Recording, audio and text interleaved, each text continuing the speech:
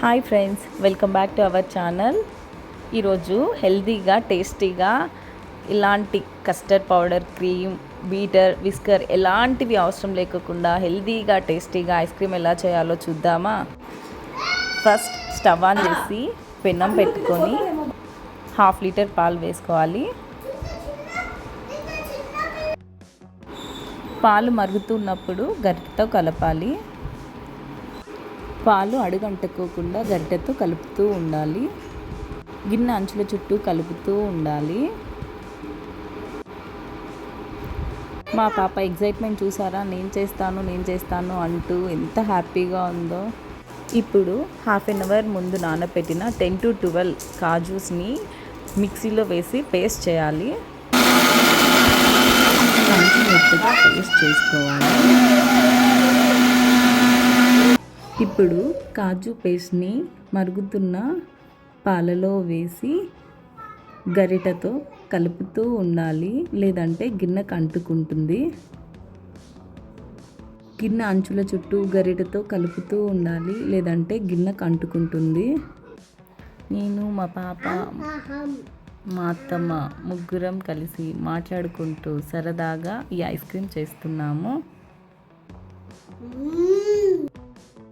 పాలు చిక్కబడ్డాక stove off చేసి చల్లారనివ్వాలి.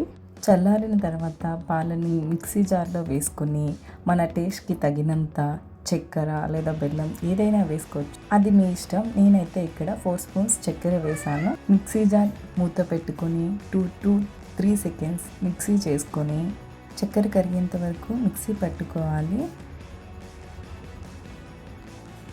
ఇప్పుడు మిక్సీ మూత ఓపెన్ చేసి ఒక బాక్స్లో వేసుకొని దానిపైన కట్ చేసిన బాదం, పిస్తా, కాజు ముక్కలు చల్లుకోవాలి.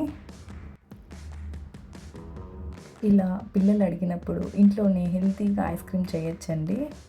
మనం వంట చేస్తున్నప్పుడు కానీ ఏదైనా పని చేస్తున్నప్పుడు కానీ పిల్లలు నేను చేస్తాను అని దగ్గరకు వస్తూ ఉంటారు కదండి.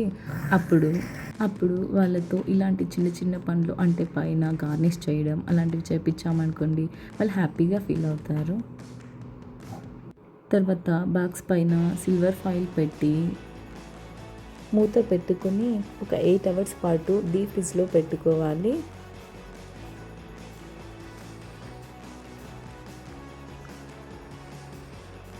ఎయిట్ అవర్స్ తర్వాత ఫ్రిడ్జ్ నుండి బాక్స్ తీసి ఓపెన్ చేసి చూస్తే ఐస్ క్రీమ్ రెడీ అయి ఉంటుంది.